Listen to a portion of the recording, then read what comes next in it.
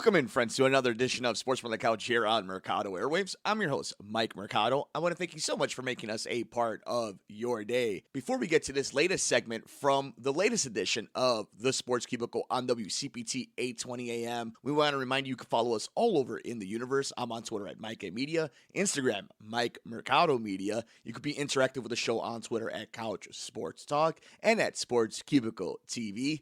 Like, rate, review, and share us on all major podcast platforms, wherever you get your favorite podcasts at Mercado Airwaves. Check out the video version of the podcast over at youtube.com/Mercado Airwaves Network. We have swag over at teespring.com/Mercado Airwaves. And if you would like to get our weekly NFL picks, check us out at patreon.com/Mercado Airwaves. Now enjoy this segment from the latest edition of the Sports Cubicle on WCPT 820 AM with Dan Marver, Devin Tingle, Paul Chivari, and myself, Mike Mercado.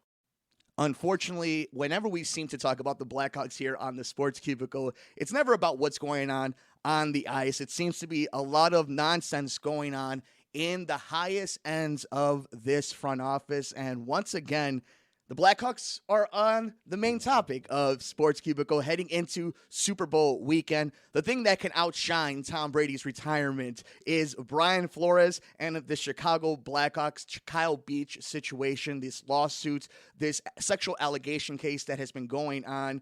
And if you haven't heard what was said during a town hall by the Chicago Blackhawks as Rocky Wirtz answered a question, and this was by Mark Lazarus from The Athletic and Phil Thompson of the Chicago Tribune. And it's, to me, a very important subject matter because just like anything else when it comes to criminal acts and people saying that they're going to take care of their own, take care of the problem, and then when you hear this reaction, not just the answer, but the vitriol that was given to the questions and the people giving it, I think it goes to show that there is something to worry about. So here is Rocky Wirtz answering two questions from Mark Lazarus and Phil Thompson here on the Sports Cubicle. It's Devin Tingle, Paul Chivari, Dan Marver, and myself, Mike Mercado.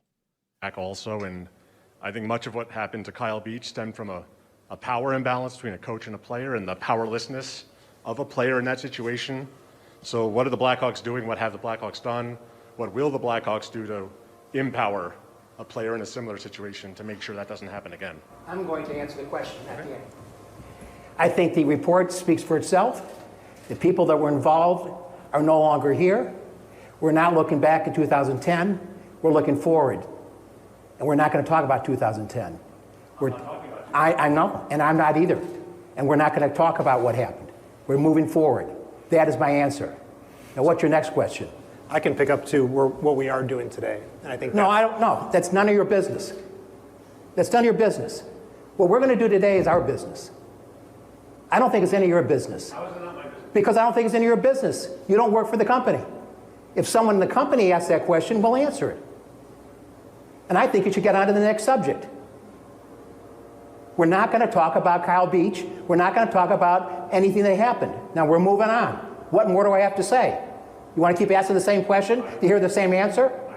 Okay, ask the next question. You said enough right there. Okay. A little mystified here because during the Jenner and Block briefing, you guys talked about a change in culture and transparency and demonstrating the new culture and values that are going to protect players and protect the organization in the future. And it seems like the second that we asked a question about that, it's met with resistance. So I'm going to ask it again. I answered it. No, I don't. I answered it, and I told you to get off the subject. You didn't tell me. We're not going to bring up the report. No, you read it. We're not asking about the report. We're I know asking you're talking about what the report new, was talking about, and I told you we're moving on. Now, We're I don't asking like these. about the I think you're values out and of the line protections to ask for this the line of future. questions. Why don't you ask about something else? Why don't you ask about the GM Okay, search? I will ask Why don't you do about- something else? Okay, I Why will do you ask bring about up attendance. old business? Some of the season ticket holders that I've talked to said that they're having trouble maintaining value on their resale because, you know, a lot of people. Is that a fact? I didn't realize you're in our. our ticket department. Okay. What Come I'm on. saying is, Come on. if I could- Let's talk about all the negative stuff. When I This talk is about not your negative. paper and what the These sports are page looks like, dedicated- should I do that? No, these are dedicated. Yeah, you can't even fans. get our They elite want the scores? whole- Rocky, can I finish my question? They say they want to hold on because they value the Blackhawks, but they wanted to phrase some of the costs. You've seen that attendance has been dipping. I want to ask why you think it's dipping and what can they do to maintain their value so when they renew a package, they can defray some of their costs. That's a fair question. Yes, it is. So Jamie can answer that. So I truly believe no matter how many transcripts you read, no matter how many times we speak about the Blackhawks, they were on the TNT halftime show. That owner who told us when his father died that he didn't like his dad, especially a lot of the practices, gave that answer. I'm sorry, Rocky, you don't get to decide when this story is done. This is a sexual assault case that was under your regime. So, Paul, when you hear that, what do you think? I think that the Blackhawks haven't addressed the problem at all. I think they really want to sweep this under the rug and hope that it goes away. But it tells me that if the situation happened again, the Blackhawks still wouldn't know what to do in that situation. And it also leads me to believe, and this is my worry when I first heard the story, a few months ago, of how much did the Wirtz family know? And while this doesn't really give us a clue one way or the other, it really leads me to believe that this was going to be a thorn in his side for the longest time. And instead of addressing the problem and trying to correct the problem, he just wants the problem to disappear on its own. And it's not a good organization. And this is a family that has a habit of really treating more than just the fans poorly. And, here's two reporters that cover the team quite often. These aren't new guys to the Blackhawks locker room. And it's a fair question. They weren't asking about 2010. They're asking about 2022. And where is the transparency? What is this organization doing to try and prevent that power imbalance from being exploited by one of their personnel? But it's an organization that really has a history of being a good old boys club. And, they gave a letter of recommendation to the aggressor in this situation. So, it's not a good look. I don't know what the purpose of the town hall was, but if it was to make themselves look more transparent and improve their situation and create better relations with their fans and the hockey community, I think they set themselves several steps backwards. And I don't know how you recover from that other than me personally as a fan. I'd like to see the Wirtz family sell the team. Paulie, you bring up so many good points, and we'll get to the selling of the team maybe either in this conversation or down the road. But you as a parent, and we'll throw it to Devin in a second, but you as a parent, we saw Wayne Gretzky talk about it in the halftime show, that parents would be worried that that's their son, that you can't trust essentially the Chicago Blackhawks. And this was an organization when they were winning all those Stanley Cups, Marian Hossa and Patrick Kane, Jonathan Tate, Duncan Keith. They were the legends of the sport of their era, and a time when Sidney Crosby and Alexander Ovechkin were the talk of the town. And here we are now. You've seen the entire process. You and I, as long as we've known each other, the Blackhawks have been great, this regime of them. And then knowing now what we know about John McDonough, and you raised the best question of when did they know it? How much did they know? Did you think, not only how disappointed are you on them, but did you think that the fall from grace would be this dramatic? And while they're falling, they find a way to find a new low. And I don't even know if it's the entire Wirtz family, the entire board, but specifically Rocky. Did you think when he brought this team back on television that we would be here in 2022?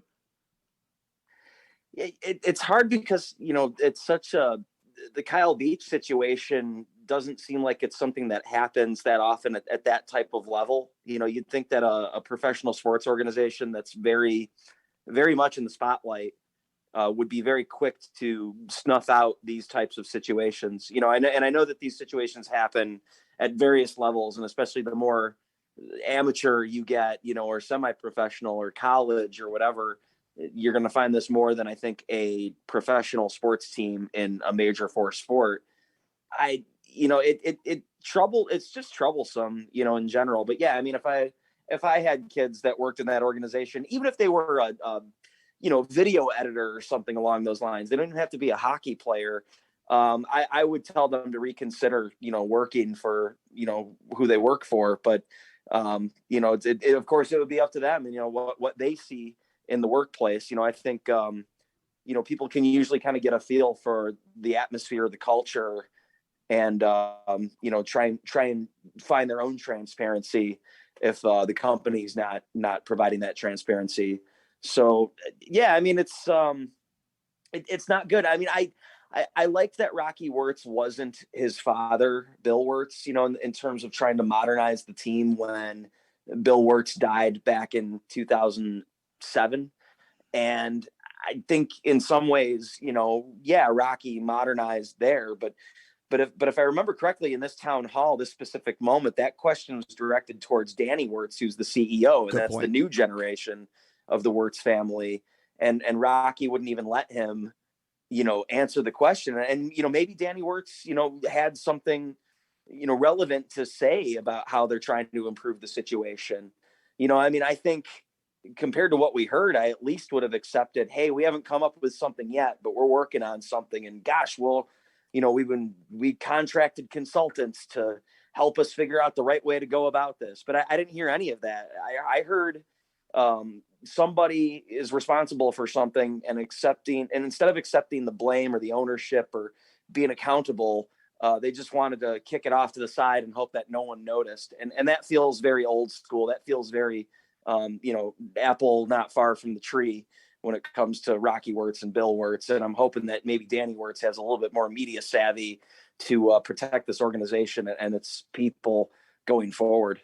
Thank you, Paulie, being open and honest as a father and, of course, a lover of all sports. And here in Chicago, make sure you guys are checking him out on the Baseball Weekend Journal, our local and national expert here on the Sports Cubicle, our awesome co-host, Paul Chivari.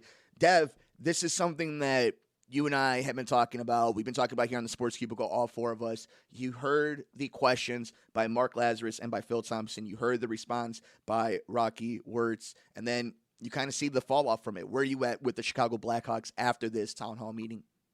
I think it's kind of funny where Rocky's like, oh, let's only focus on the negative. What positives are there with this team? I went to the game Wednesday. It was like a 2019 White Sox game. So you're not selling tickets. The team's playing like dog doo-doo.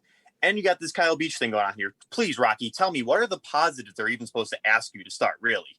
And again, it's like you can't decide this is done. You can't brush this under the rug. And I've seen Rocky Wirtz interviews throughout the years. This is very out of character for him, as we kind of see him as always the fun, loving, cracking a joke. Even when it was a bad issue, he found a way to kind of make you feel safe and calm, like he cared. This strikes me as, okay, either A, Rocky Wirtz is sick of hearing about this because he's so disgusted with it and like upset that it happened, he's done, or B, Rocky Wirtz knew way more than he did and he's scared that something's going to come out and get to him here. And it's a 50-50 shot here, and I hate to say I'm leaning more towards the second one here. I got a feeling Rocky Wirtz knew more than he was doing, but it was all about winning those Stanley Cups and selling those tickets and selling those T-shirts and selling those jerseys and getting people in here and Blackhawks everywhere. I'm not my dad. This team means something to me. It's like, yeah, but your players, unless their names are Patrick Kane, Jonathan Taves, Marion Hossa, Duncan Keith, the other guys, they don't mean jack crap to you. And I'm trying not to curse right here because I'm that ticked off right now. But I gotta say, this is something different here from what we're seeing, a whole new side of Rocky Wirtz here. And if I was Rocky, I would be like, okay, I'm not doing a press conference. Actually, no, if I was Rocky, I would be, here's the thing. I'm doing one myself. You can ask questions afterwards, but give me like an hour just to explain everything. But I don't see Rocky Wirtz doing that because I think Rocky Wirtz knows he's this close to slipping up. You know, it's interesting. If you're listening to us here on the Sports Cubicle on WCPT 820 AM, we appreciate you joining us. Make sure you follow us on Twitter at Sports Cubicle TV. It's the one and only Devin Tingle. It's, of course, Paul Chivari. The marvelous one, Dan Marver, will join us in a little while. And, of course, I'm Mike Mercado. What bothers me, and you could hear in our voices, you hear the disappointment and almost just the sheer tiredness in the soul of seeing some of the stuff from Paul. You've seen the aggravation from Devin, and I think you can hear in my voice that I'm angry. And the reason I'm angry is because we're not talking about cheating in a sport. We're not talking about losing a big game. We're talking about somebody being assaulted. We're talking about a cover-up. And it's the theme of this episode, right? While we should be celebrating the big game and the retirement of the GOATs and having Paul just rail on Major League Baseball for still not getting a deal done. Instead, what we're talking about is power dynamics and people in charge that are putting people under them that they're supposed to take care of, that they're supposed to lead in bad positions. And it happens all over in sports. And it doesn't matter if you're a girl or a boy, a man or a woman, in the highest level or the lowest level. And when you hear the vitriol, the anger out of Rocky, in my opinion, softball questions. Paulie, you brought it up, the town hall meeting. They weren't getting a gotcha interview. This wasn't something to try to, frame Rocky in a bad position. This was a softball question. What are you doing to keep your people safe? And that was the reaction. Trust what people's first reaction are. Trust what people's first words are. I don't care what that statement said. He didn't write that statement. A team of lawyers did for the Chicago Blackhawks. So I trust what he initially said in the heat of the moment when his true intentions were there. Now, as we kind of wind up this episode, we've got a lot of stuff to talk about. It's a jam-packed edition. It should be one of our favorite episodes of the year, but we got to deal with nonsense like this. We'll just do a quick roundup of it. Paulie, you brought it up earlier. You've heard the discussion. You feel it in your soul. You feel it in the show. We've done it forever now.